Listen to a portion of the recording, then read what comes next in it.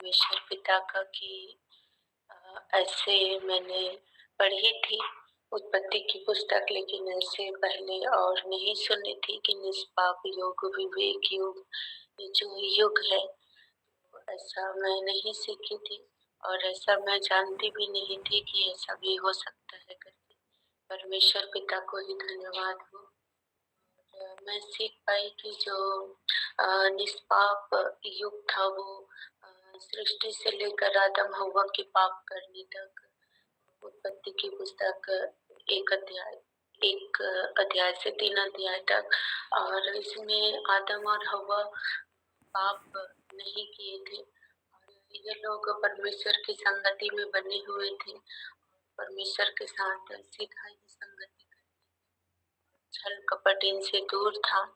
और आज भी मुझे सीखने को मिला कि कई बार हम परमेश्वर से संगति भी करते हैं, लेकिन मैंने देखा है कि छल कपट कई मनुष्यों के अंदर अभी भी रहता है, पाप का स्वभाव। तो मुझे सीखने को भी मिला, जानने को मिला, और परमेश्वर को ही धन्यवाद हो। और जो विवेक युग था उसमें ऐसा नहीं सुनी थी मैं, जो पतन के बाद आदम हव्वा के पाप करने के बाद उस भले बुरे वृक्ष के फल को खाने के बाद जो विवेक आया, और वही विवेक जो है आज भी हमारे अंदर है। सोचने समझने की जो क्षमता है हमारे अंदर, क्या अच्छा है क्या बुरा है हमारे अंदर भी उठाया जाता है। तो मैं सारी बातों के लिए परमेश्वर को धन्यवाद करती हूँ कि मैं पाई। और विशेषकर पहले मैं नहीं उठ पाती थी, सुबह का जो समय होता था दिक्कत होता था, लेकिन अब ऐसा नहीं है, परमेश्वर की ही अनुग्रह है। और उठने के बाद भी नींद लगते रहता था, तो अब ऐसा कुछ भी नहीं है। तो जो ध्यान है, संगति करते करते ध्यान लगन है वो भी मेरा बढ़ा। तो परमेश्वर पिता को मैं धन्यवाद करती हूँ। थैंक यू सिस्टर, प्रभु आपको आशीष दे। और हाँ, सिस्टर ने बड़े जिम्मेदारी पूर्वक सुबह के मॉर्निंग फेलोशिप में अपना योगदान दिया है और निश्चय ही प्रभु उनको और सहायता करें, मदद करें।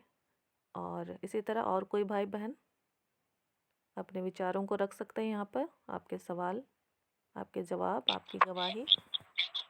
नमस्ते सिस्टर, आप सभी को।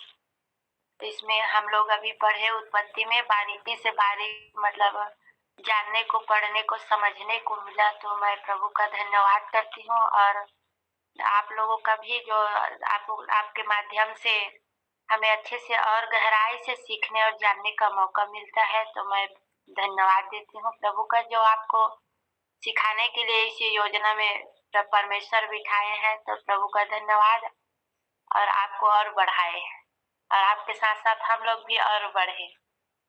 धन्यवाद सिस्टर।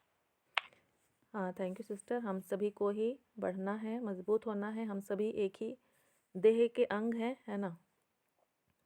सारा आदर परमेश्वर को मिले। प्रभु और हमें स्वर्गीय बुद्धि, ज्ञान और समझ से भरपूर करे। और किसी के पास कोई सवाल है, कोई डाउट्स है निष्पाप युग और विवेक के युग से संबंधित, फिर क्योंकि हम लोग फिर मंडे से दूसरे आगे के युग के विषय में बातचीत करेंगे।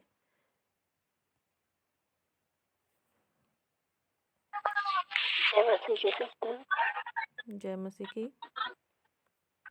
शाम को मैं 2-3 दिन से जो बाइबल पढ़ रही थी, तो रात में मुझे बहुत तेज नींद आ रही थी। तो 7 बजे की मीटिंग में वचन चल रहा था 19 में कि आलस से भारी नींद आ जाती। तो मैं कह रही प्रभु, दवाओं के कारण मुझे बहुत नींद आ रही है, मुझे ये अध्याय पढ़ना है। आज तीसरा अध्याय है। तो मैंने बहुत कोशिश की, फिर मैं उठी, फिर तुरंत मैंने तीसरा अध्याय पढ़ा और मुझे अच्छा भी लगा। जय मसीह की। हाँ, प्रेज द लॉर्ड, हालेलुया। और सिस्टर प्रयास कर रही हैं और मैं देख रही हूँ लगातार वो उस पुस्तक को, बाइबल के 100 महत्वपूर्ण अध्ययन, उसको वो पढ़ रही है, वॉइस मैसेज के द्वारा मेरे साथ शेयर भी कर रही हैं। तो परमेश्वर उससे और भी अधिक सहायता करे कि वो विषयों को अच्छी तरह से और भी अधिक समझ पाए और आप सभी भी कोशिश करें, जिनके पास भी जो भी सहायक पुस्तिका है आप लोग उसको अध्ययन करें और विषय वस्तु में उस जो पकड़ है उसको बनाएं, है ना। और जब मेहनत करते हैं हम लोग पढ़ने के द्वारा तो वो बातें हमारे हृदय में बैठती चली जाती हैं। और पहले मैंने उस किताब के माध्यम से आपको एक टॉपिक पढ़ाने में सहायता हमने लिया था, लेकिन अब हम लोग फिर उसको तो नहीं कर रहे हैं, मैं क्षमा चाहूँगी। और आने वाले टाइम में प्रभु हमारी सहायता करे। आप लोग व्यक्तिगत रीति से उस पुस्तक से सहायता लीजिएगा सभी कोई, है ना। यदि आपके पास बाइबल के 100 महत्वपूर्ण अध्ययन पुस्तक है तो, और फिर जैसे आपको सोप करने के लिए समय दिया जाता है तो आप लोग अच्छे तरह से यहाँ पर जो है रख सकते हैं, ताकि सबों के लिए ही वो आशीष का कारण बन सके या समझने में सुविधा हो सबको, ठीक है। और कोई है? और 1 साल के अंदर हमें अपने आप को इस तरह से तैयार करना है कि हम थोड़े मजबूत हो जाएं, है ना। हमारे पास टाइम है 1 साल का, सितंबर अक्टूबर के महीने तक हम लोगों को परिपक्वता की ओर बढ़ना है। कोई और बताना चाहेंगे? हाँ। मैं प्रभु का धन्यवाद करती हूँ सभी को जी की। सबसे पहले मैं प्रभु का धन्यवाद करना चाहूंगी कि शाम से लेकर के पूरी रात मीठी नींद सुला करके भोर के समय में परमेश्वर ने जो एकत्र किया है, जीवितों की धरती पर जीवित परमेश्वर ने हम सबको सुरक्षित रखा है। परमेश्वर का मैं धन्यवाद करती हूँ। मैं पहले जब पढ़ती थी बाइबल को तो मुझे कुछ नहीं मालूम था, लेकिन मैं थोड़ा पढ़ती रही। और लेकिन जो अब मैं बाइबल पढ़ रही हूँ, जब से आपने बाइबल सबसे पहले जो भोर के समय 4 बजे में यूहन्ना का जो अध्ययन आपने समझाया था, और उसके बाद में सीखते अब जो इस टाइम उत्पत्ति की किताब चल रही है वचन, तो मैं पहले जो उत्पत्ति की वचन अध्ययन कर रही थी तो मुझे कुछ नहीं पता था कि जैसे बहन ममिता ने बताया कि ये सब होता है, हुआ है। लेकिन जो आज आपने हर क्वेश्चन से सब संबंधित सिखाया, समझाया, तो मैं अब जान पाई कि वास्तव एक परमेश्वर है और परमेश्वर के अलावा दूसरा कोई कुछ करने वाला नहीं है। जैसे उत्पत्ति में 1 अध्याय में परमेश्वर ने जिस चीज पर अधिकार देने का बोला वो सब काम हुआ। उजाला, ज्योति, और यहाँ तक वो जो आदम हव्वा ने पाप किया इसके बारे में, और कल जो समझाया उसके बारे में। तो मैं इस तरीके से आपके समझाने से मैं अब मुझे इतना परमेश्वर की दया से आपके समझाने से मिला अनुभव कि पहले तो मैं पढ़ती थी तब भी मुझे कुछ याद नहीं रहता था, लेकिन अब मुझे सुन कर के वो वचन बिना देखे याद रहते हैं। तो मैं प्रभु का धन्यवाद करती हूँ कि आपके द्वारा ये सब मुझे सीख मिली और पवित्र आत्मा की सहायता से मुझ पे अनुग्रह हुआ। तो मैं परमेश्वर का भी धन्यवाद करती हूँ, आपका भी धन्यवाद करती हूँ बहन, जो आप इतनी मेहनत करती हम सभी के ऊपर। आपको परमेश्वर बहुत बढ़ाए और समझाए। तो आपका धन्यवाद और प्रभु का धन्यवाद। सभी को जय मसीह की। Thank you sister. सारा आदर परमेश्वर को मिले। और सच में ये पुस्तक हम सभी के लिए रुचिकर होना चाहिए, और ये रुचिकर है भी, है ना, इंटरेस्टिंग है। लेकिन कई बार हम लोग को ये कठिन लगता है, भारी लगता है, लेकिन प्रभु का धन्यवाद कि प्रभु ने हम सभी को इसको सीखने में सहायता किया। तो अब हमारा ये उद्देश्य रहेगा, है ना, लक्ष्य रहेगा कि संसार में और भी बहुत सारे लोग हैं जिनके लिए ये पुस्तक कठिन है ना, जिसको उनको लगता है कि अरे समझ में नहीं आ रहा है, तो अब हमको खुद ये समझना है और दूसरों को समझाने में सहायता करना है ना। आपके साथ जितने भी लोग हैं, बच्चे हैं या अड़ोस पड़ोस के लोग हैं, जो भी खोए हुए लोग हैं, तो उनके लिए ये पुस्तक जीवनदायी हो सके और हम लोग साथ में रहे या ना रहे, है ना, हमारे लिए ये पुस्तक क्या हो जाए, कीमती हो जाए। उसी तरह से दूसरों के लिए भी ये पुस्तक क्या हो जाए, कीमती हो जाए। आज कितने सारे ऐसे घरों में ये बाइबल है लेकिन उसको पढ़ने की इच्छा नहीं है। क्यों इच्छा नहीं है? क्योंकि उसके प्रति वो रुचि नहीं है ना। तो प्रभु को ही बहुत धन्यवाद कि हम लोग सीख रहे हैं। हमारा जो पढ़ने की लालसा है वो और अधिक बढ़ रही है, तो प्रभु को धन्यवाद हो। और कोई बताना चाहते हैं या पूछना चाहते हैं तो बोल सकते हैं। आपके पास कोई क्वेश्चन है? जी मैम, मैं पूछना नहीं चाहती हूँ, पर ये विवेक क्या होता है मैम? अच्छा, कोई भाई बहन सहायता करें विवेक के बारे में बोलने के लिए।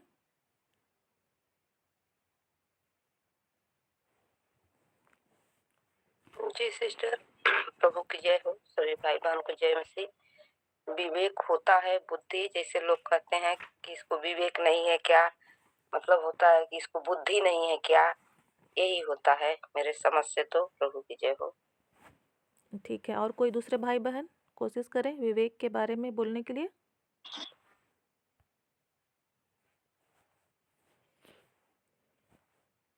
जय मसीह की सिस्टर। जय मसीह की। सोचने समझने की जो बुद्धि होती है और उसी को विवेक कहते हैं। ठीक है, और कोई कोशिश कीजिए। विवेक के विषय में आप क्या बोल सकते हैं, कैसे आपको समझ में आ रहा है, बोलिए। हमको अच्छे बुरे की समझ विवेक है। अच्छे बुरे की समझ विवेक है। और भी कोई कुछ बोलना चाहेंगे? कोई गलत काम हो जाता है तो उसे अपने आप में पछतावा होता है, अरे हमको ऐसा काम नहीं करना था, ऐसा हो गया, या मुझसे ऐसा गलती हो गया, उनके पछतावा होता है। और कोई अच्छा काम होता है तो सही ही मन लगता है, और कुछ भी अनहोनी टाइप का यानी गलत टाइप का हो जाता है, किसी से हम झूठ बोल देते हैं, अरे हमको नहीं बोलना चाहिए था, ऊंचा आवाज से नहीं बोलना चाहिए था, या झूठ नहीं बोलना चाहिए था, इस तरह का आभास होता है मन में। तो ये रहा विवेक। हाँ, थैंक यू सिस्टर। और कोई बोलना चाहेंगे विवेक के विषय में? भले और क्या गलत है, क्या सही है, इसके अंतर को बताता है, मतलब भेद को बताता है। जैसे कि पाप करने से हमें रोकती है, यदि पाप कर भी लें तो हमारे अंदर बात करता है कि गलत किया है करके, एक पछतावा को लाता है। मुझे यही समझ आ रहा है। जय मसीह। हाँ, थैंक यू सिस्टर। और कोई?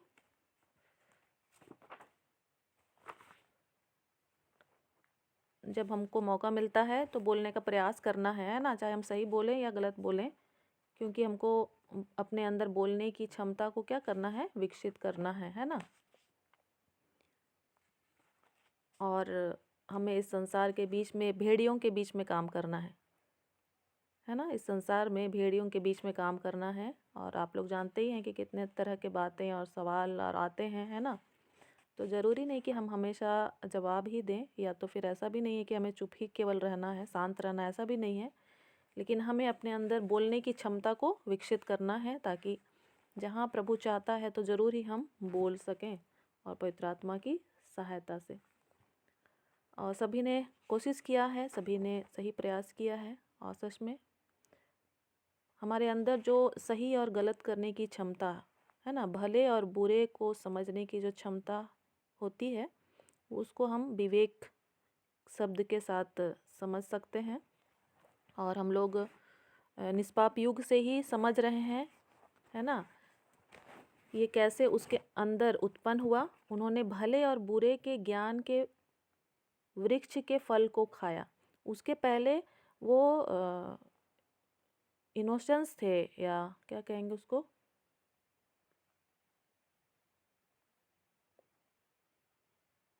क्या बोलते हैं, बुद्धि, नहीं, इनोसेंस को क्या बोलते हैं,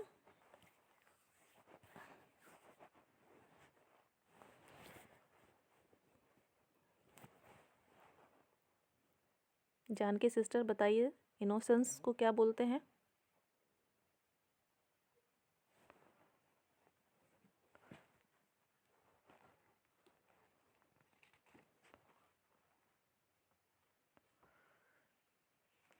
मतलब जैसे बच्चे होते हैं ना, पाप से अनजान थे। पाप से अनजान थे, भोला, भोला, भोला, भोलापन। तो वो पहले का जो समय था, पाप करने से पहले की जो उनके पास जो अवस्था थी, तो उनको ये नहीं समझ में आता था कि ये सही है या गलत है ना। वो पहले भी नंगे ही थे, लेकिन वो नहीं शर्माते थे। उनको ऐसा नहीं लगता था कि ये गलत है और हमें कपड़े पहनने चाहिए। वो उनके लिए नॉर्मल बात थी, है ना। या फिर हम लोगों ने इसको समझा था, जैसे हमारे भी जब बच्चे छोटे होते हैं तो हम उनको नॉर्मल ही देखते हैं, है ना। हम उसको गलत तरीके से नहीं देखते हैं। या फिर जो बच्चा होता है वो खुद भी किसी को उस तरह से नहीं देखता है, नॉर्मल रहता है उसका सोच विचार। तो आदम और हवा ने जब उन्होंने भले और बुरे के ज्ञान के वृक्ष के फल को खाया, तो उसको खाने के द्वारा उनके अंदर वो क्षमता विकसित हो गई, और या फिर वो खाने के द्वारा ही कहेंगे, और उन्होंने उस परमेश्वर की आज्ञा का उल्लंघन किया।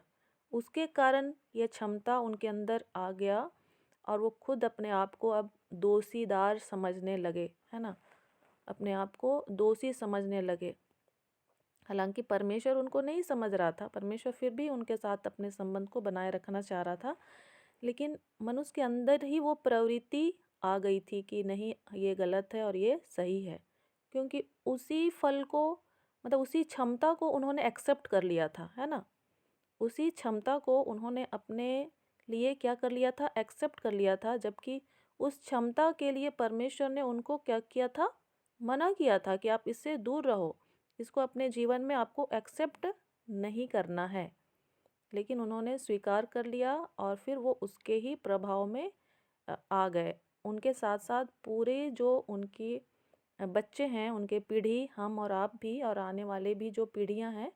और हमने देखा कि 1000 वर्ष तक जब मसीह का राज्य रहेगा, जब तक मनुष्य इस पृथ्वी पर अपने शारीरिक अवस्था में रहेगा, तो उसके अंदर वो क्षमता रहेगी।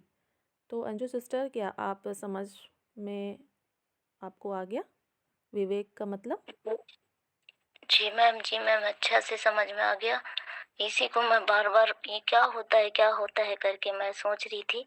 पर अभी जो आप 1 मिनट पहले जो समझाया, उसमें बिल्कुल एकदम समझ में आ गया। मैं वो बच्चा वाला जो आप उदाहरण दे के समझाए ना, तब समझ गई। धन्यवाद मैम। और इसी तरह मतलब मैं पूरा सीख रही हूँ, क्योंकि स्कूल में नहीं पढ़ने के कारण मैं नहीं जानती हूँ ये सब चीज के बारे में। अभी आप कारण मैं बहुत कुछ सीख रही हूँ मैम। तो आपको कोटि कोटि धन्यवाद, प्रभु को भी धन्यवाद कि आपको मेरे पास भेजा और मैं सीख पाई। सभी को जय मसीह की।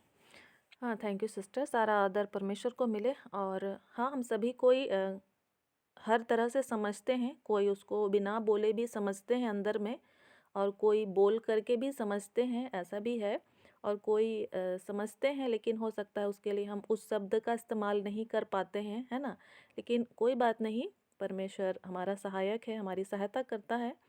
और कई बार जैसे हमने बुद्धि शब्द का भी इस्तेमाल किया, तो वो भी ठीक ही है। लेकिन जब हम इसको गहराई से आगे की ओर सोचते हैं या विचारते हैं, तो अलग अलग शब्दों के साथ हमको आगे सीखने को मिलता है ना। और जैसे हम लोग नीति वचन की पुस्तक को जब पढ़े थे तो वहाँ पर हमने सीखा था कि यीशु मसीह ही क्या है, बुद्धि है ना।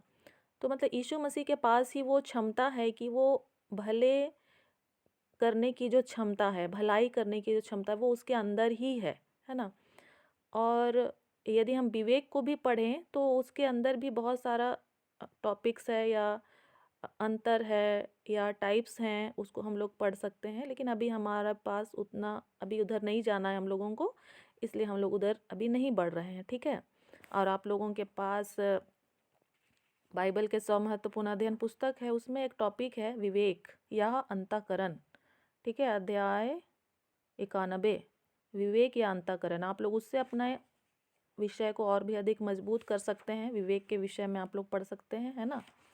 आप लोग के पास वो पुस्तक है, तो जो भी शब्द या टॉपिक या विषय वस्तु आपको नहीं समझ में आता है या आप कहीं से सुने हुए होते हैं, तो आप ज़रूर ही उस पुस्तक की सहायता ले सकते हैं और उस विषय वस्तु को आपको मजबूत करना है ना। अपना अपना, जिसका सबका अपना चॉइस है या परिस्थिति के अनुसार आपको लगता है कि हाँ ये टॉपिक क्या है, हमको नहीं समझ में आ रहा है, तो आपको खुद ही अध्ययन करना है, ठीक है। दूसरा कोई आपके लिए नहीं कर देगा। और हम लोग के पास यहाँ तो लिमिटेड टाइम रहता है, तो हम सभी कोई कोशिश करते हैं, लेकिन व्यक्तिगत रीति से आप लोग अपना अपना अध्ययन जारी रखें, ठीक है। और किसी के पास कोई क्वेश्चन है या गवाही है या सुझाव है तो बता सकते हैं। निष्पाप युग और विवेक के युग से संबंधित कुछ गलती हुआ तो कुछ सुधार करना है, तो सुझाव के लिए आपका स्वागत है। या फिर आगे के लिए कुछ और योजना है आपके पास तो आप बता सकते हैं, शेयर कर सकते हैं।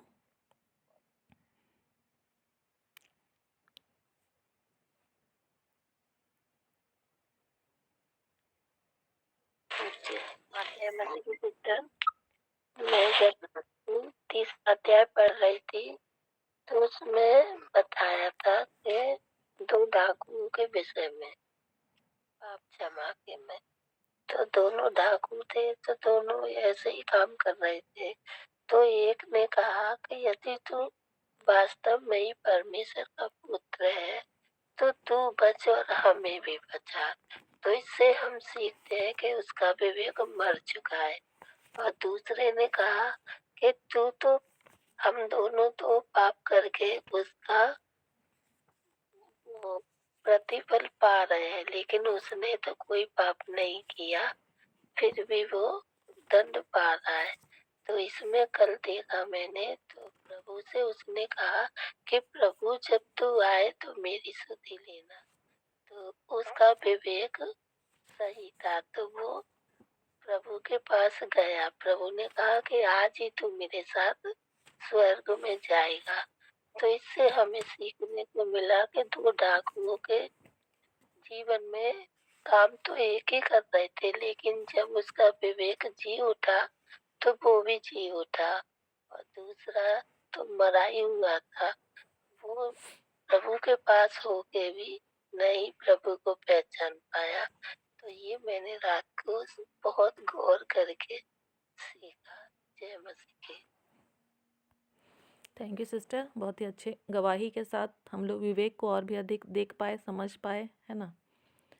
क्रूस पर लटकाए गए 2 डाकू, दोनों सेम सिचुएशन में थे, लेकिन एक का विवेक यीशु मसीह को एक्सेप्ट कर रहा था और एक का विवेक यीशु मसीह को एक्सेप्ट नहीं कर रहा था, है ना।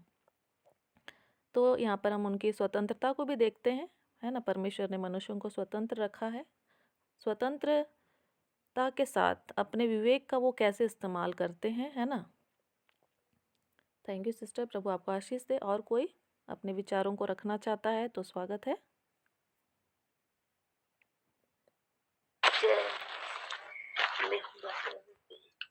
वृक्ष है इसका फल तो कभी न खाया, क्योंकि फिर नहीं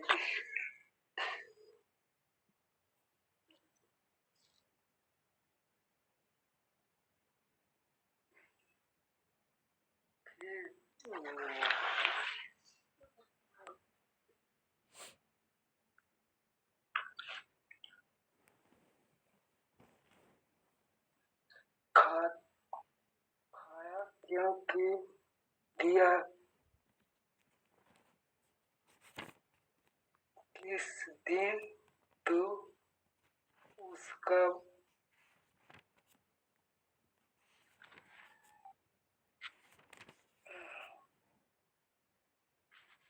नहीं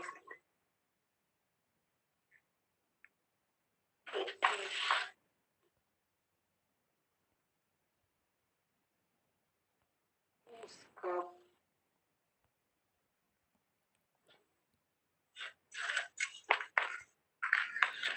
हाँ, उसमें कुछ पूछना चाहते हैं क्या? थोड़ा ज़ोर से बोलेंगे, उसमें कुछ पूछना चाहते हैं क्या? जिस दिन तो उसके फल को खाएगा तो जो भी है, पदस्थल को बोल दीजिए थोड़ा ज़ोर से। उसका फल खाएगा कभी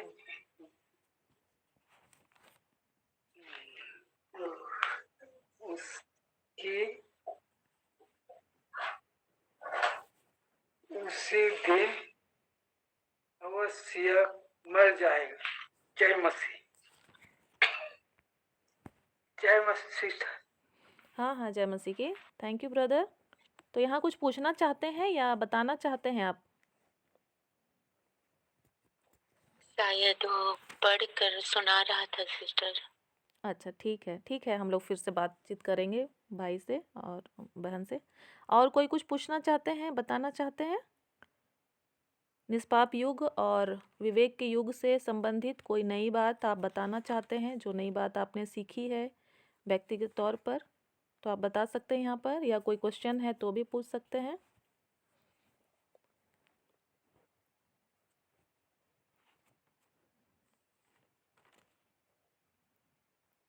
मैंने मैं भी जब पढ़ रही थी या बता रही थी तो मैं नया मेरे लिए ये था, मैंने उस तरह से नहीं समझा था पहले कि उनको जो है श्राप दिया गया था, दंड दिया गया था, लेकिन उसके जस्ट अगले ही अध्याय में पाप और दंड और श्राप होने के बावजूद भी उनके जीवन में आशीष को मैंने देखा, तो मुझे बहुत अच्छा लगा।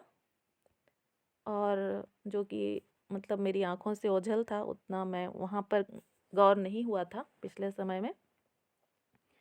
तो मुझे वो परमेश्वर का आशीष और दया उनके जीवन में देखकर मुझे बहुत अच्छा लगा।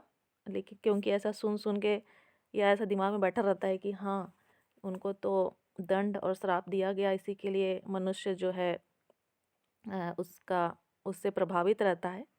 लेकिन ज़्यादा दूर नहीं, उसके अगले ही अध्याय में जाकर के परमेश्वर की दया को मैंने पाया, तो सच में मैंने प्रभु को धन्यवाद दिया। प्रभु के इस गुण को मैंने देखा कि सच में प्रभु तो बहुत ही प्रेमी है। और जब भी मैं देखती हूँ तो मुझे अधिकांशतः परमेश्वर का प्रेम ही बहुत ज़्यादा दिखाई देता है। तो प्रभु को धन्यवाद। हवा ने भी यहोवा की सहायता से एक बच्चे को जन्म दिया और उनके जो परिश्रम था उनका भी फल उनके जीवन में मैं देख पाती हूँ। प्रभु को धन्यवाद। और कोई बताना चाहते हैं कौन सी ऐसी बात जो आपके जीवन को छुआ, आपको सिखाया? परमेश्वर का धन्यवाद हो। मैंने भी पहले उत्पत्ति को पढ़ती थी लेकिन कुछ समझ में नहीं आता था, लेकिन इस अध्ययन से मुझे युगों में परमेश्वर की योजना के बारे में समझ में आया। परमेश्वर का हम मनुष्य जाति से इतना प्रेम किया कि तो उसने शुरू से ही जब वे पाप में पड़े तो उनको बचाने के लिए प्रयास किया, ये समझ में आया। और इस तरह से युगों के बारे में मैं नहीं जानती थी। इस अध्ययन से मुझे समझ में आया। परमेश्वर का धन्यवाद हो। परमेश्वर सचमुच में हमारे लिए बहुत पहले से इस तरह बचाने का योजना को बनाया। बहुत बहुत धन्यवाद। आपको भी बहुत बहुत धन्यवाद कि आपके इस प्रयास से हम सभी समझ रहे हैं। बहुत बहुत धन्यवाद। थैंक यू सिस्टर, प्रभु आपको आशीष दे। और सच में परमेश्वर योजना के साथ काम कर रहे हैं इस पृथ्वी पर, है ना? तो हम लोगों को भी योजना के साथ काम करने की आवश्यकता है। और जबकि हम एक मसीही जीवन जी रहे हैं तो अपने मसीही जीवन के बारे में हमको समझना है, साथ ही साथ दूसरों को भी समझने में सहायता करना है ना। तो जब हम खुद समझने के लिए प्रयास करते हैं तभी हम दूसरों को भी समझाने के लिए प्रयास कर पाएंगे, है ना। और यदि हम खुद ही समझने का यदि प्रयास नहीं कर रहे हैं तो फिर हम दूसरों को भी कैसे समझाने का प्रयास करेंगे, तो हम नहीं हो पाएगा, ठीक है। और प्रभु का जो राज्य मजबूत होना चाहिए या बढ़ना चाहिए तो उसमें क्या होता है, रुकावट आ जाता है। तो हमारी भी जो योजना के साथ, जैसे हम लोगों बहुतों के साथ अलग अलग तरीके से हमारी भेंट मुलाकात हुई है या जान पहचान जैसा भी है, तो हमें फिर औरों के पास जाना है। वो माध्यम अलग अलग तरह से हो सकता है ना। हो सकता है हम बाइबल क्विज़ के माध्यम से किसी के पास पहुँचे, हो सकता है हम किसी के लिए प्रार्थना करें और मतलब प्रार्थना करने का हमको मौका मिले, या फिर किसी को हमको सहायता देने के लिए प्रभु अगुवाई करे, या जैसे भी किसी तक पहुंचने के लिए हमें प्रभु सहायता करता है। तो आप सभी का भी एक दायरा है या क्षेत्र है ना, आप उस पे एक्टिव रहें, ठीक है। आपका व्यक्तिगत अध्ययन जारी रहे और आने वाले समय में फिर हम और भी लोगों के साथ प्रभु के राज्य के बढ़ोतरी के लिए हम लोग क्रियाशील रह सकें, है ना। और जो बहुत पहले समय से जो भी ऑनलाइन फेलोशिप में हम एक साथ हैं या तो फिर अन्य क्षेत्रों में आप लोग एक साथ हैं, तो धीरे धीरे वो जो स्तर है वो क्या होता जाना चाहिए, बढ़ना चाहिए या गहराई में उतरता जाना चाहिए, है ना, ताकि हम बहुतों के लिए आशीष का कारण बने। क्योंकि परमेश्वर एक योजना के साथ काम कर रहे हैं और हम उस योजना के भागी हैं।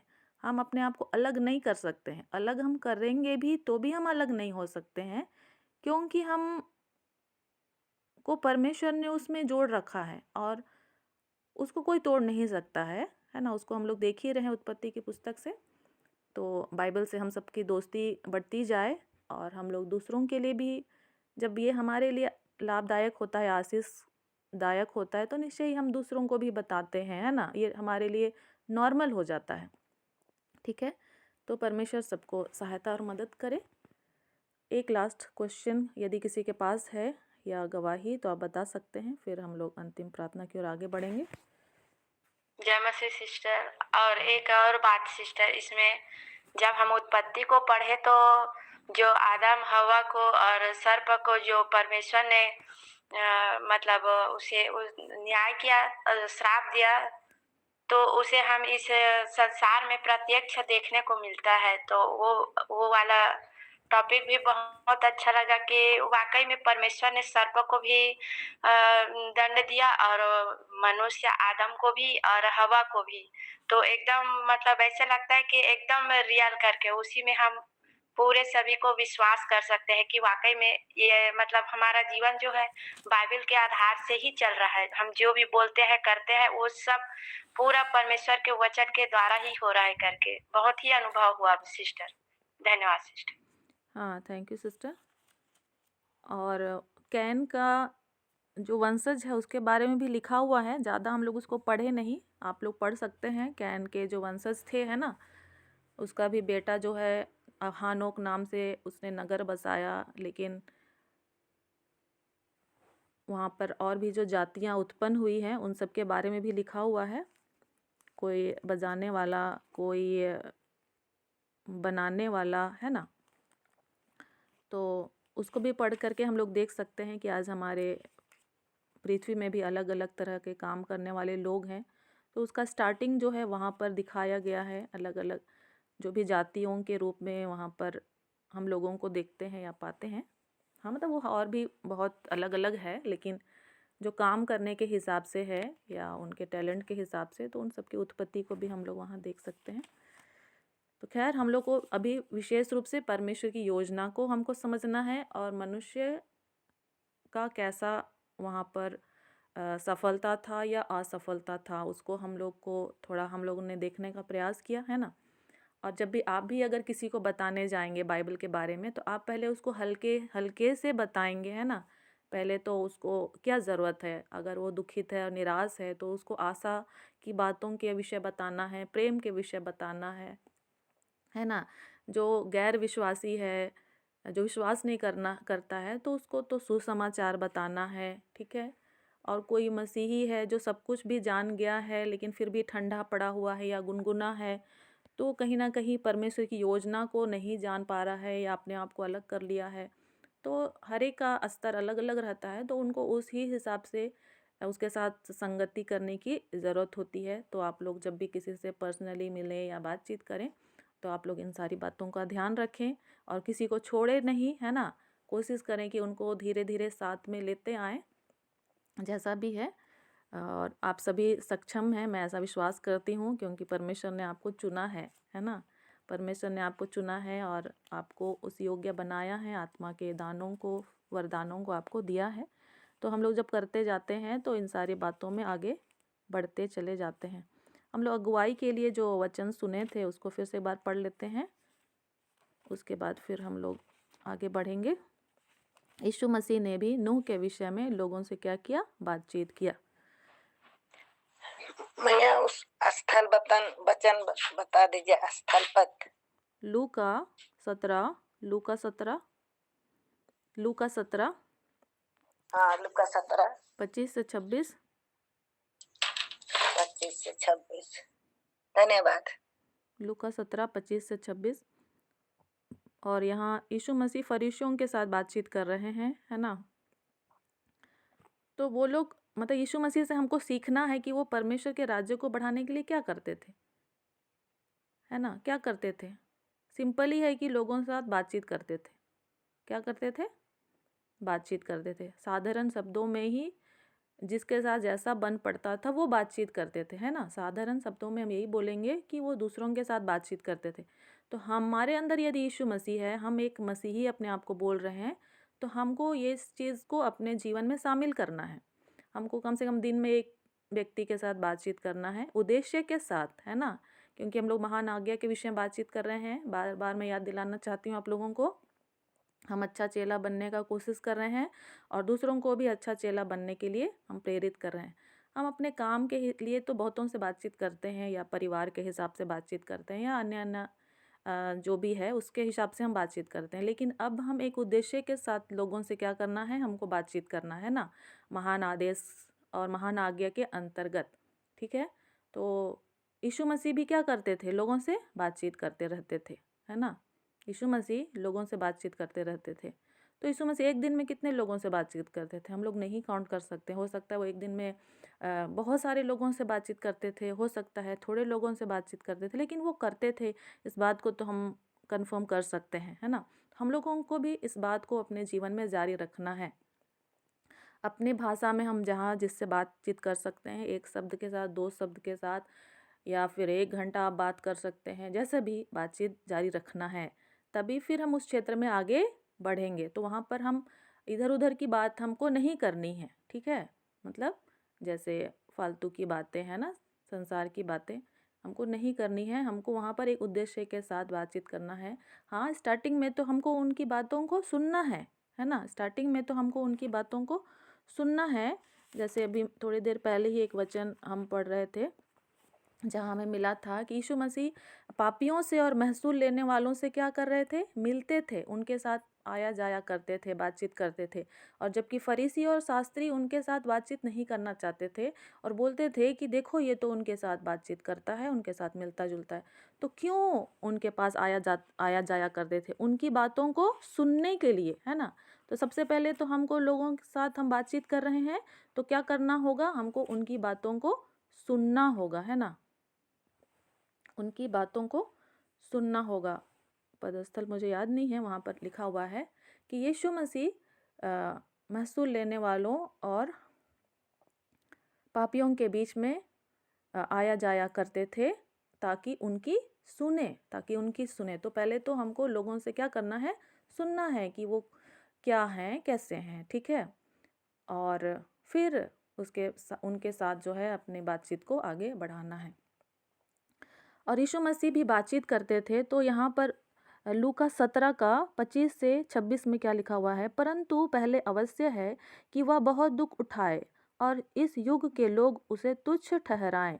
जैसा नूह के दिनों में हुआ था वैसा ही मनुष्य के पुत्र के दिनों में भी होगा। और भी अच्छा जो है पढ़ ही देते हैं।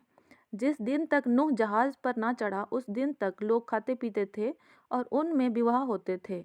तब जल प्रलय ने आकर उन सबको नष्ट किया। और जैसा लूत के दिनों में हुआ था कि लोग खाते पीते, लेन देन करते, पेड़ लगाते और घर बनाते थे। परंतु जिस दिन लूत सदोम से निकला उस दिन आग और गंधक आकाश से बरसी और सबको नष्ट कर दिया। मनुष्य के पुत्र के प्रकट होने के दिन भी ऐसा ही होगा, है ना। तो आने वाले टाइम के बारे तो आप सभी ही जानते हैं, चाहे आप जहाँ से भी हैं, ठीक है। तो हमें भी बातचीत के माध्यम से दूसरों को क्या करना है, सिखाना समझाने में लगे रहना है, ठीक है। और सिंपल है, यीशु मसीह ने बातचीत करने के द्वारा परमेश्वर के राज्य को बढ़ाने के लिए उन्होंने कार्य किया। और नूह के दिनों के बारे में भी उन्होंने बातचीत किया, है ना।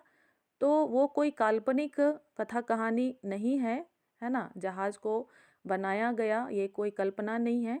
हो सकता है संसार में बहुत सारे ऐसे लोग होंगे जो आपको कहेंगे कि नहीं, ऐसा कोई घटना नहीं घटा था, लेकिन यीशु मसीह इस बात को बता रहे हैं, कह रहे हैं, तो निश्चय ही ये बात क्या है, सत्य है।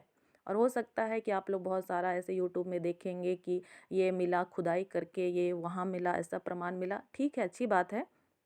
कई बार हम लोग वैसी बातों को देखकर इम्प्रेस भी होते हैं, लेकिन कई बार वैसी ही बातों को देख कर के दूसरे लोग जो हैं क्या करते हैं, हमें कई तरह की अनर्थ बातों को बोलेंगे, है ना।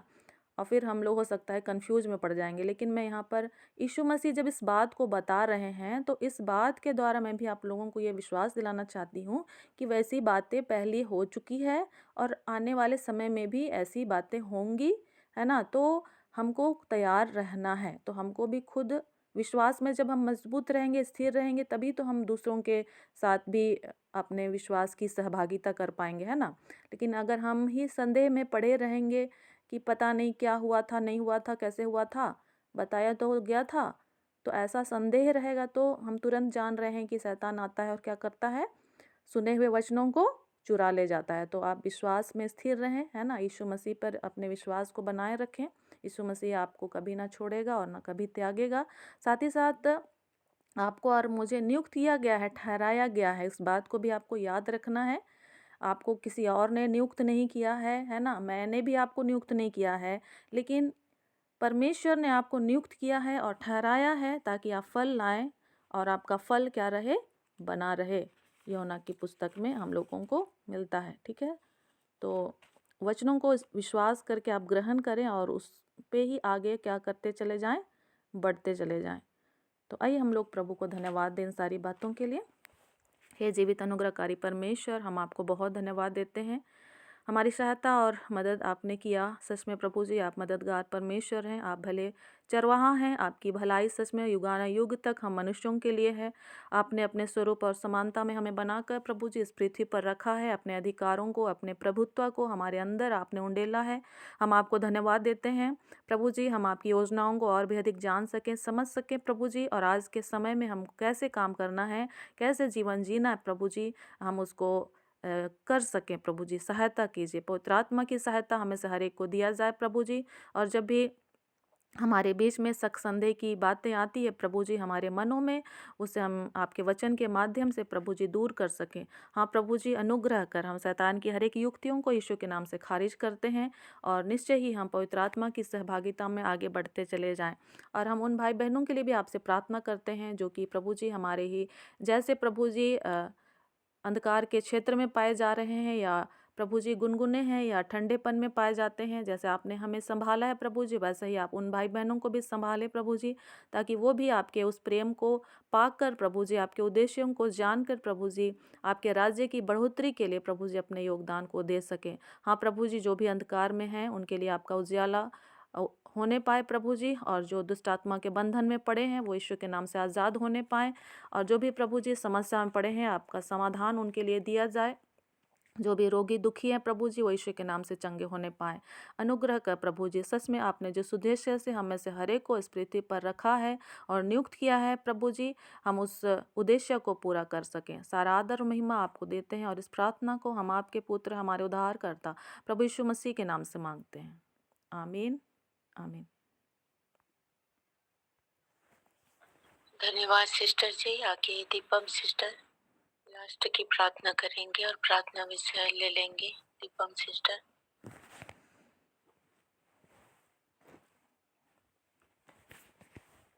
हेलो, कौन सिस्टर? दीपम।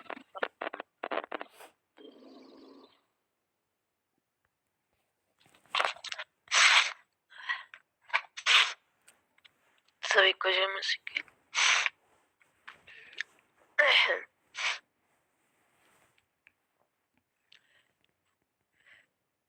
सब भाई बहन का प्रार्थना निवेदन और गवाही है तो वो दे सकते हैं।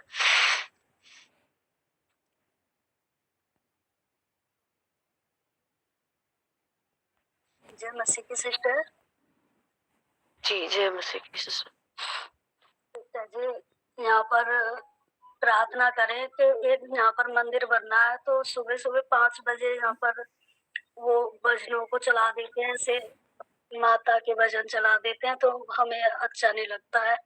तो आप प्रार्थना करें कैसा ना करें वो। जय मसीह की। जी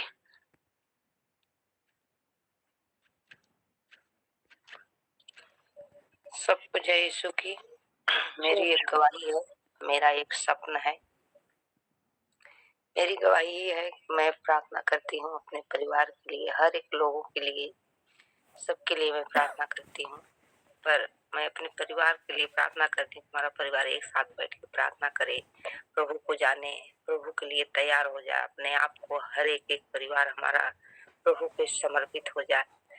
प्रभु को धन्यवाद करती हूँ मैं 3 दिन का, मतलब कि हमारे जो पास्टर अगुआ है वो भैया बोले थे कि आप लोग महीने में पहली तारीख से लेकर 3 दिन का आप लोग उपवास रखे। मैं प्रभु को धन्यवाद की प्रभु आपका धन्यवाद हो। प्रभु आपका जो संदेश मिलेगा पिता, मैं उसे जरूर ग्रहण करूंगी, क्योंकि आप कहते हैं कि जो मेरे लोग को ग्रहण करता है वो मुझे ग्रहण करता है। तो पिता, जो आपके लोग हैं वो आप उसमें होकर हमसे आप बातें करते हैं, तो एक कोई भाई नहीं मुझसे बात कर रहा है पिता, आप बातें कर रहे हैं। मैं प्रभु को धन्यवाद दिया, इसे मैं प्रार्थना की और उसे ग्रहण की।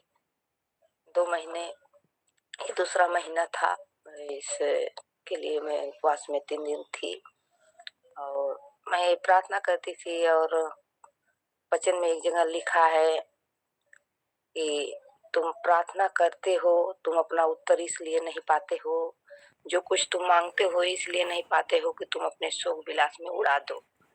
तुम पिता की इच्छा के अनुसार मांगो तो जरूर तुम्हें मिलेगा। मैं उस वचन को पढ़ी और प्रभु से प्रार्थना की कि प्रभु मेरी इच्छा नहीं, आपकी इच्छा पूरी हो पिता, जो आप चाहते हैं हमारे जीवन में करें, हमारे परिवार में करें। मैं अपने पिता को प्रभु के बारे में बताती हूँ। पिता ससुर हैं मेरे, ससुर जी, वो मानते तो हैं पर ग्रहण नहीं करते हैं। जो मैं बात बताती हूँ उन्हें सुन लेते हैं पर ग्रहण नहीं करते हैं। मैं बोली, मैं अपने मन में सोचती थी कि अब बूढ़े हो गए हैं, पुरनिया हो गए हैं, अभी क्या मानेंगे। मेरे मन में ऐसा चलता था, दुष्ट ने ऐसा मेरे मन में डालता था। पर मैं प्रार्थना करती थी, प्रभु आप चाहें तो हो सकता है, जरूर मानेंगे। कल की मेरी गवाही है कि मैं सुबह 4 बजे प्रार्थना कर रही थी, तो मेरे पति भी वचन पढ़ रहे थे प्रार्थना करके। तो वचन पढ़ते पढ़ते पिता के पास गए, पिताजी को वचन के द्वारा समझाने लगे कि पिताजी, जो आप प्रतिदिन मोबाइल देखते हैं, समाचार देखते हैं, लड़ाई झगड़ा देखते हैं, तो आप इसे मत देखिए, आप इस वचन को पढ़िए, आपको अपने जीवन का हर एक बात इस वचन में मिलेगा। क्योंकि जो संसार में मनुष्य का जीवन है, हमारा जीवन है, इस जीवन शुरू से लेके अंत तक जो इस पुस्तक में है वो हमारे जीवन के ही बारे में है। एक एक शब्द हमारा जीवन कैसा है, कैसा जीना हमें चाहिए, कैसे चलना हमें चाहिए, क्या करना हमें चाहिए, क्या हमारा जीवन है, क्या संसार में हो रहा है, सब कुछ इस वचन में लिखा है। पिताजी आपको इससे आपको समझ मिलेगी, विवेक मिलेगा, आप इसे समझ पाएंगे क्योंकि प्रभु हैं। आप वचन पढ़ेंगे तो प्रभु आपको समझाएंगे। और आप समाचार देखना छोड़ दीजिए क्योंकि जैसा हम जो कुछ देखते हैं वो हमारे जीवन में कार्य करता है। जब मेरे पति इस तरह से मेरे पिता को समझा रहे थे, ससुर जी को, मैं प्रार्थना कर रही थी, मेरे मन में इतना खुशी हो रहा था, इतना आनंद मिल रहा था। मैं प्रभु से लगी, प्रभु को धन्यवाद देने लगी कि प्रभु आपका बहुत बहुत धन्यवाद पिता कि आपने मेरी प्रार्थना को सुन लिए, मेरी प्रार्थना का आप उत्तर दे दिए। मैं बहुत खुश हुई। मैं अभी भी खुश हूँ कि प्रभु ऐसे ही हमारे परिवार के जीवन में काम करे कि हमारे सब परिवार प्रभु के दीवाने हो जाए। हमारे परिवार के द्वारा जितने लोग हम सब परिवार से जहाँ भी जैसे भी जो मिले, इस वचन के बीज को हम सब परिवार मिलकर बांट सके कि हम लोग के द्वारा बहुत सारी आत्माएं बचाई जाए। प्रभु को बहुत बहुत धन्यवाद। और मेरा सपना विषय है, कल मैं सपना देख रही थी सुबह में कि मैं कहीं बाजार में हूँ, मेला लगा है, इस जगह पर मुझे याद नहीं है, मैं हूँ, मेरी बेटी है, उसी जगह पर मैं बैठी हूँ और ऐसा मुझे अचानक दिखाई दिया पीछे से जो कि दुर्गा जो देवी है वो आ रही है, खूब सजी हुई है और नाचते गाते खूब खुश से आ रही है। मैं थोड़ा सा ध्यान उस पर मेरा गया, मैं उसको देखी, फिर इसके बाद उसके तरफ मैं ताकी भी नहीं। तब फिर वो साधारण रूप में लड़की बनकर आ गई, बोली कि मैं देवी के रूप में आई, फिर भी तुम मुझे स्मरण क्या दंडवत नहीं की और मुझे देखी भी नहीं, तुरंत मुंह फिरा ली। सच में तू प्रभु की मानती है। फिर इसके बाद मैं क्या देखी नहीं याद है। प्रभु को बहुत बहुत धन्यवाद।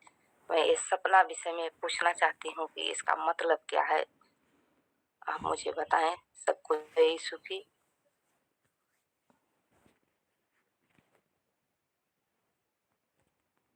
दीपम सिस्टर, क्या आप बोलना चाहेंगे? जी सिस्टर, आप लें फिर उसके बाद में। हाँ, तो जो भी ऐसे स्वप्न आते हैं उनको खारिज करना है तुरंत से ही यीशु के नाम से, है ना, और उसको ख़त्म कर देना है। और यदि हम जितना सोचते हैं तो फिर वो उतना ही उसको हम बढ़ावा देते हैं। और निश्चय ही जब हम प्रभु के राज्य में आगे बढ़ते हैं तो शैतान भी चाहता है कि हमारे जीवन में कार्य करे, लेकिन वो हारा हुआ है, तो हमें उसको कोई जगह नहीं देना है। और आपने जगह नहीं दिया, उसको अवॉइड किया, अच्छी बात है। साथ ही साथ लेकिन आपको उस स्वप्न को ही खारिज करना है, कैंसिल करना है। ठीक है, थैंक यू।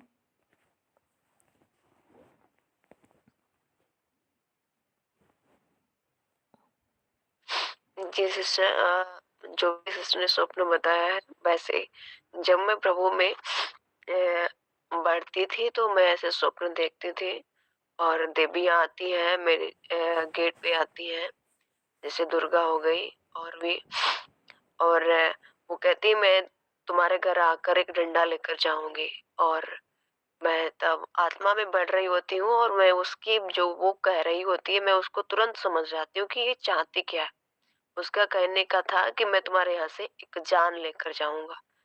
और मैं जैसे ही वो ये बात कहती है मैं एकदम झल्लाती और उसके एकदम बाल को पकड़ के तुरंत उसे घसीट देती।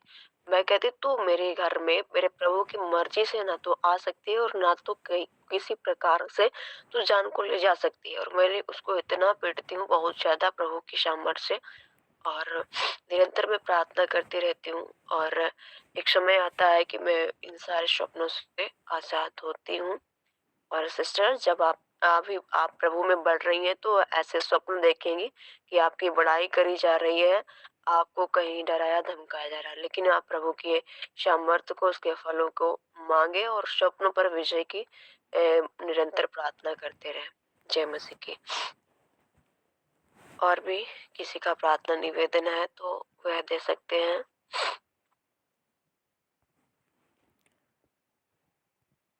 अच्छा, एक सूचना है कि जो सोप का 1 मिनट थोड़ा सूचना है। एक सोप का जो डिस्ट्रीब्यूशन किया गया था उसको मैं थोड़ा-सा चेंज कर रही हूँ और एक-एक व्यक्ति का नाम जो है लिखा गया है। तो आपको फिर मंडे से या फिर संडे से ही जिसका नाम है आपको मैसेज कर दिया जाएगा। और अगर वो व्यक्ति अवेलेबल नहीं रहेगा उस दिन, किसी कारण से वो नहीं जुड़ पाता है उस टाइम सही समय पर 5 बजे वो नहीं जुड़ पाता है, कोई दूसरे भाई-बहन उस समय तैयार रहेंगे समय असमय, है ना? क्योंकि जो भी 3-4 लोगों का नाम एक ही दिन में था, तो हम लोग थोड़ा सीख रहे थे इसलिए सबको मौका दिया गया और उसमें थोड़ा हमारा समय ज़्यादा चला जाता है और थोड़ा-सा हम बहुत सारे सबका होता है तो हम लोग थोड़ा समझ भी नहीं पाते हैं, है ना? लेकिन अब एक दिन में एक ही व्यक्ति का नाम लिखा गया है, लेकिन अगर वो नहीं आता है किसी कारणवश तो दूसरे तैयार रहेंगे, है ना? मतलब आपको डेली ही अपना सोप लिखना है अपने कॉपी में, अपना डायरी के साथ आपको बैठना है मीटिंग में, ठीक है? अगर कोई नहीं रहता है तो आप तुरंत अपना सोप कोई भी पोर्शन से आप किसी भी दिन का आप पढ़ के यहाँ पर सुना सकते हैं, ठीक है? क्योंकि समय हमारे पास काफ़ी कम रहता है तो उसको हम सही तरह से ही यूटिलाइज़ करें और जो भी हमें संदेश सीखना है तो उसको भी हम सही तरह से सीखते चले जाएँ और साथ ही साथ हम फ्राइडे को रिवाइज़ करेंगे, है ना? जो भी है हमारा सही हो रहा है या गलत हो रहा है उसको हम अवलोकन करते हैं, ठीक है? ताकि फिर उसको आगे के समय में फिर उसको सुधार किया जा सके, ठीक है? तो आप लोग ज़रूर ही अपने सोप को प्रतिदिन लिखें, चाहे आप हमको सुना रहे हैं, चाहे नहीं सुना रहे हैं, क्योंकि वो आप अपने लिए लिख रहे हैं ना? ठीक है, थैंक यू।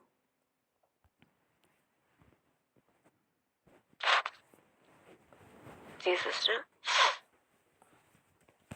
ये सभी के प्रार्थना निवेदन हो गए हैं, तो आइए हम दुआ करेंगे।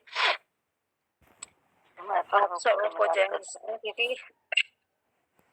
हमारी जी, गवाही ये है कि हमारे पति कई दिनों से परेशान हुए और वो उनका शरीर कमजोर है तो मोटरसाइकिल स्कूटी लेकर इधर उधर जाने लगे। इस कारण उनके शरीर में कमजोरी आ गई और बहुत परेशानी में आ गए। तो मैं भी बहुत परेशान होने लगी कि पिता ये तो ठीक हो चुके थे, अब फिर से इन्हें दिक्कत बढ़ गई। तो एक दिन वे पूरी रात नहीं सोए और पूरी रात कुल्ला करते बैठे रहे। तो उस दिन मैं पूरी रात बैठे बैठे प्रार्थना करती रही और प्रभु से मैं मांगती रही कि पिता आप मुझसे वचन के द्वारा बात करें, इन्हें दिक्कत एक क्यों बढ़ गई है। तो प्रभु का धन्यवाद हो, पिता ने मुझे वचन दिया। मैं प्रभु का धन्यवाद करती हूँ कि पिता ने, क्योंकि हमारे पति का कुछ टेढ़ा स्वभाव है और वो कुछ गुस्सा करके अपने मुंह से बातें निकालने लगते हैं। तो इसलिए प्रभु ने मुझे वचन दिया कि मैं किसी ओछे काम पर चित्त ना लगाऊंगा, मैं कुमार्ग पर चलने वालों से के काम को घिन रखता हूँ। ऐसा काम मैं ना लगूंगा, टेढ़ा स्वभाव मुझसे दूर रहे। ये वचन मैं बुराई को जानूंगा भी नहीं। तो मैंने तुरंत उनसे कहा कि देखो ये वचन तुम्हारे लिए निकला है, परमेश्वर वचन के द्वारा बात कर रहे हैं। तो हाँ हाँ करने लगे और उसी दिन से उनकी तबीयत ठीक होने लगी। मैं 3 रात 2-2 3-3 घंटे 4-4 घंटे ऐसे बैठे ही प्रार्थना करती रही कि परमेश्वर उसी दिन से इनकी तबीयत सही होने लगी। और कल ये जब इन्होंने एक डॉक्टर के पास मेरे लड़के का ससुर उसके पास अपनी जांच भेजी तो उनके रिश्तेदार डॉक्टर हैं लखनऊ में, तो उनके पास भेजी तो उन्होंने कहा कि इसमें तो वो कैंसर बढ़ रहा है। तो काफ़ी डर गए। फिर कल जब सुबह तैयार हुए, इससे पहले मुझसे कहने लगा मुझे कुछ नहीं है, मैं नहीं अब जाएंगे। मैंने कहा अब तुम तैयार हुए और उनको भी तैयार किया, अब जाओ दिखाओ और नहीं तो तुम्हें ये लोग कहेंगे कि देखो परेशान करते हैं। तो ये बेमन से गए। प्रभु का धन्यवाद हो कि परमेश्वर ने इनके मन में डाल दिया कि मुझे कुछ नहीं है, हम ठीक हैं। और इसीलिए ये इनकार कर रहे थे। अब वहाँ गए डॉक्टर को जो सभी जांचें दिखाई तो डॉक्टर साहब ने बोला कि तुम्हें कुछ नहीं, जो बीमारी थी वो तुम्हारी जा चुकी है और तुम्हारे भय अंदर है और कुछ नहीं तुम्हारे है। और 2 महीने पर आते रहना और डॉक्टर को दिखाते रहना, तुम पूर्ण रूप से स्वस्थ हो। प्रभु का धन्यवाद हो कि प्रभु ने हमारे घर से इस बीमारी को निकाला है और हम सबको चैन दिया है। मैं प्रभु का धन्यवाद देती हूँ। हालेलुया। प्रभु हर पल हमारी सुनता है और उसी दिन से इन्होंने अपना स्वभाव बदल दिया कि आमीन। आज तक गाली नहीं निकाली मुंह से और ये तुरंत ही अपनी बीमारी से बदलते गए। सारी परेशानी अब दूर हुई। प्रभु का धन्यवाद हो। आप सबको जय मसीह। हालेलुया, प्रभु का धन्यवाद हो। मालती सिस्टर अभी अपना बताएंगे। प्रभु का धन्यवाद हो। सभी को जय मसीह की। मैं इसी गवाही पर प्रार्थना विषय देना चाहूँगी और इसी गवाही के संबंधित मैं बताना चाहूँगी कि जब जो चाचा इस बीमारी से परेशान है तो मेरे सामने ही ये सवाल आते कि ये तो प्रभु जी में है, फिर क्यों इनके ये कैंसर की बीमारी हो गई। तो मैंने जैसे ही सुना तो मैं बहुत दिन भर बेचैन और दुखी रही, लेकिन मैंने प्रभु से प्रार्थना की कि परमेश्वर, ऐसे लोग बोलते हैं तो आपके वचन में तो लिखा है, जब परमेश्वर ने अंधे, लूले, लिंगड़े, बहरे और मुर्दे जियाए तो ये बीमारी क्या चीज है। तो मैंने प्रभु से प्रार्थना की और मैंने कहा कि परमेश्वर, जो लोग ऐसे शब्द बोलते हैं, परमेश्वर उन्हें सद्बुद्धि दो और वो भी आपके वचन को जाने और समझे, ऐसे शब्द ना निकालें। तो मैं कल सुन करके बहुत चिंतित रही और जब इन्होंने चाची ने प्रार्थना विषय दिया था तब मैंने भी प्रार्थना की और वो तो जब प्रार्थना कर रही थी तब मुझे आत्मा में आया कि तू क्यों चिंतित हो रही। जब पहले समस्या थी तब मैंने तुम्हें चिताया था, लेकिन अब क्यों संदेह कर रही। तब मैंने तुरंत वचन खोले और मैंने, जब मुझे ऐसी कोई बात आती तो मैं वचन यूहन्ना 5 ही पढ़ती। तो जब मैंने वचन पढ़े तो मुझे बिल्कुल एकदम मेरे मन में आया कि कुछ नहीं, ये लोग ठट्ठा करने वाले हैं प्रभु के बारे में, वही ऐसी बातें निकालते हैं। तो मैं प्रभु का धन्यवाद करना चाहूंगी जो आज ये गवाही में बताया कि रिपोर्ट नॉर्मल बताई गई। तो मैं प्रभु का धन्यवाद करती हूँ। मेरा विश्वास परमेश्वर बढ़ चुका है और प्रभु आपकी दया से वो स्वस्थ हैं और चंगे हैं। तो मैं प्रभु का धन्यवाद करती हूँ। सभी को जय मसीह की। और मेरा प्रार्थना विषय है कि जब मैं कल तनिक टहलने निकली तो वहाँ पर 4-5 लेडीजें बैठी थी और वो बहुत आनंद की तरीके की बातें कर रही थी।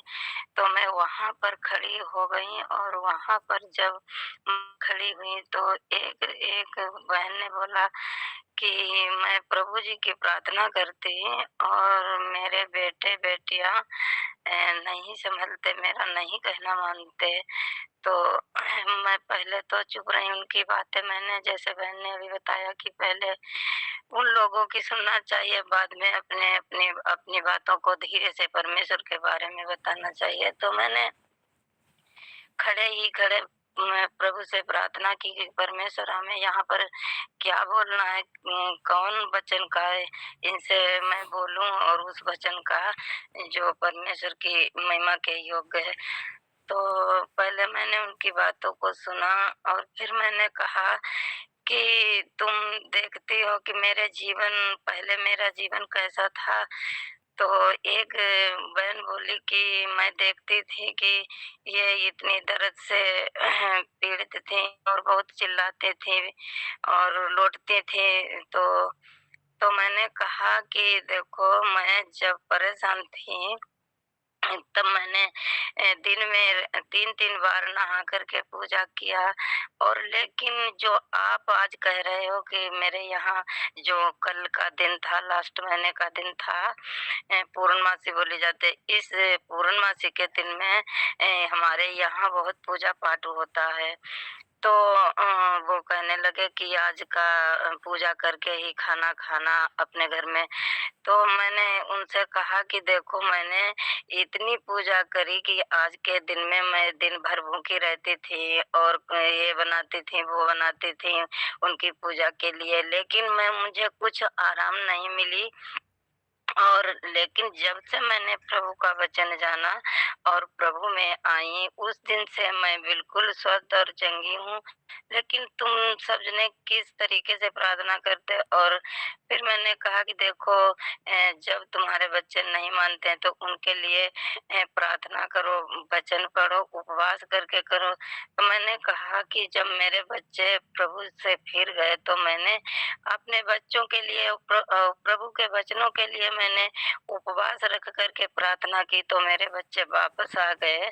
तो मुझे कल इतना अच्छा लगा कि मेरे बच्चे, जो छोटा वाला बच्चा था अर्पित, वो भी फिरा था और राजू वो भी फिरा था।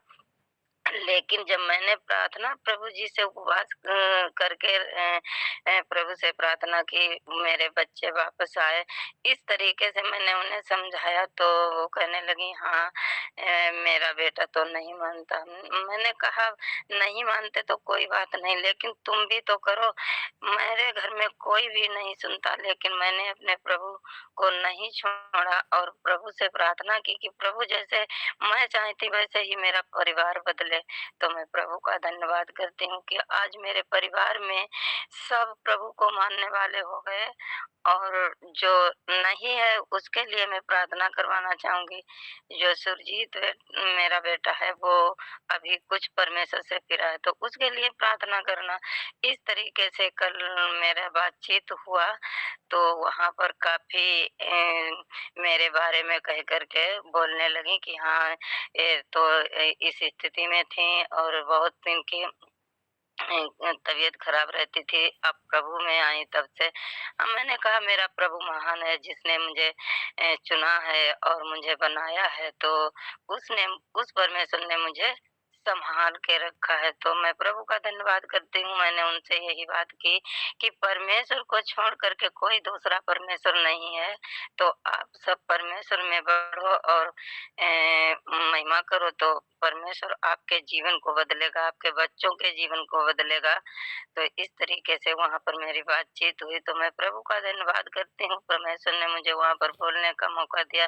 फिर मैंने उन्हें नूह के बारे में बताया। जब कल मैंने वीडियो देखी थी, मोबाइल इसमें भेजी थी, तो जब मैंने उसको देखा, फिर मेरे समझ में आ गया, फिर मैंने वचन को पढ़ा, तो उसके बारे में, नूह के बारे में मैंने जब बताया, तो फिर भी वो कहने लगी कि हाँ, ये बात सही है। हमने कहा, ऐसी कोई बाइबल के अंदर ऐसी कोई बात नहीं है जो इस संसार में ना हो, और संसार में जो होती है वो बाइबल में जरूर है। वही पूरा सब कुछ पूरा हो रहा है, उसी के आधार पर हो रहा है। तो आप सब जने प्रभु में बढ़ो और प्रभु की महिमा करो। इस तरीके से वहाँ पर मेरी बातचीत हुई, तो मैं प्रभु का धन्यवाद करती हूँ। परमेश्वर ने मेरी सहायता की और सभी को जय मसीह की। हालेलुया, जय मसीह की। जी, यदि किसी भाई बहन का प्रार्थना निवेदन छूट रहा है तो वे दे सकते हैं। समय काफी होता जा रहा है। जय मसीह की जय जय। जय मसीह की सिस्टर। जय मसीह की सिस्टर। जय एक लोग प्रार्थना निवेदन बताएंगे। मेरे परिवार के लिए प्रार्थना करना, मेरे पापा की नशे की आदत छूटने पाए और मेरे परिवार से लड़ाई झगड़े की आदतें दूर होने पाए। परमेश्वर का धन्यवाद। इसी गवाही। जी सिस्टर, अपना नाम बताएंगी। मेरा नाम अंतरा है। मंत्रा। हाँ, मम्मी मेरी मायके में रहती हैं, पापा नशे की आदतें करते हैं। जी जी, अंतरा अंतरा। ओके, अंतरा सिस्टर।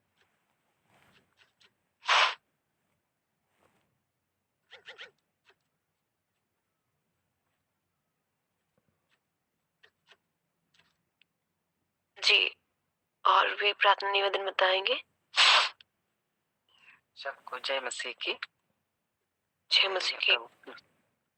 प्रभु की स्तुति हो, प्रभु की महिमा। मैं इतना सुंदर सुंदर गवाही को सुन के मेरे मन दिल में इतना गदगद हो जाता है, मेरी आंखों से आंसू आता है। मैं शुरू से ही प्रभु में जी रही हूँ, मेरा परिवार पूरा प्रभु में ही है, लेकिन मैं इतना सुंदर गवाही को सुनती हूँ और मैं क्यों बोल नहीं पाती हूँ।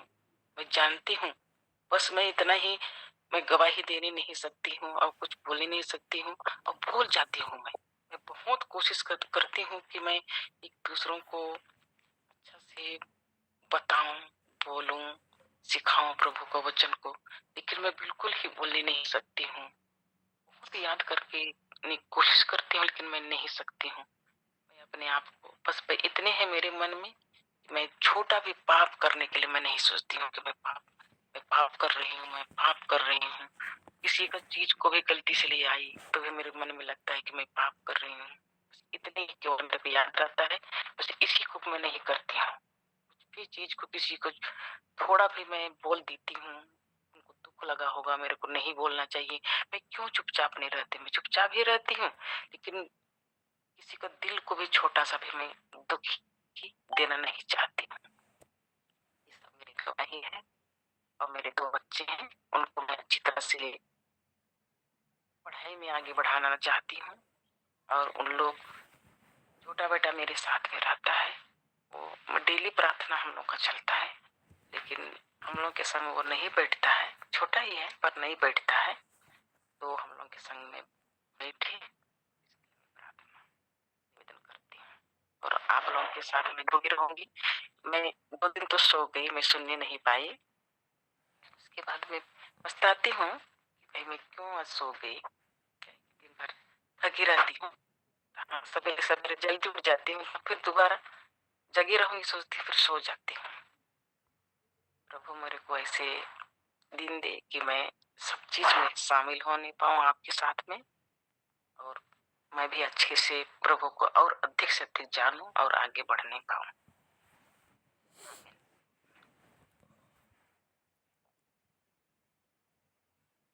जय मसीह की सबकी। जय मसीह की। मेरे लिए प्रार्थना करना। उपत्ति के किताब को पढ़े, घेरी बेरी पढ़ रहा हूँ, फिर बोल नहीं सकती। 3 लाइन में लिखा हूँ और पढ़ने की प्रयास करती हूँ, फिर बोल नहीं सकती हूँ। उसी के लिए प्रार्थना करना।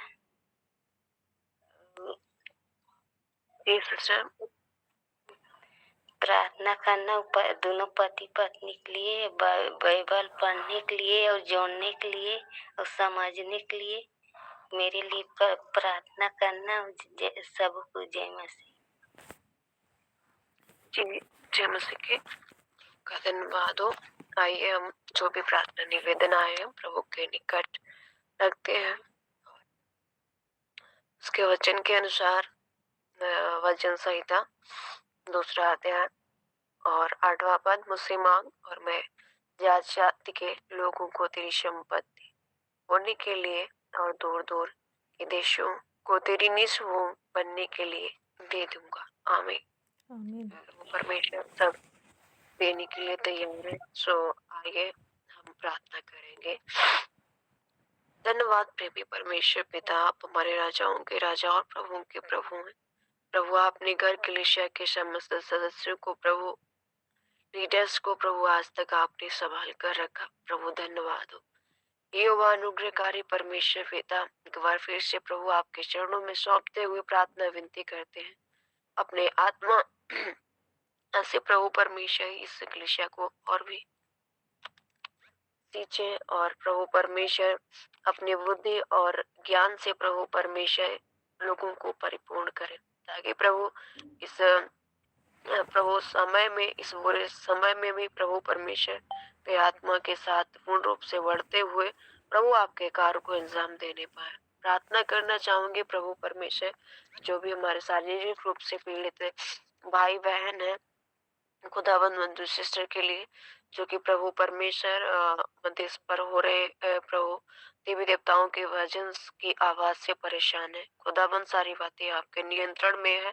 यीशु के नाम से आपके नियंत्रण में छोड़ती हूँ, प्रार्थना विनती करती हूँ बहन को प्रभु अपनी सामर्थ्य कि वे प्रभु परमेश्वर पापभरे संसार में भी अपने आप को आपके लिए पवित्र रखने पाए। यीशु के नाम में प्रार्थना करना चाहूंगी प्रभु गोपाल सिस्टर के लिए प्रभु, जिन्होंने प्रभु आप में धन्यवाद के साथ में अपने आपको पेश किया और प्रभु परमेश्वर वे इस समय आत्मा में बढ़ रही है। प्रभु यहोवा तो उन्हें दुष्ट की शक्तियों पर विजय प्राप्त करने की सामर्थ्य और प्रभु उन्हें दिन प्रतिदिन अपनी आत्मा में पूरी सामर्थ्य के साथ बढ़ाने में मदद करे।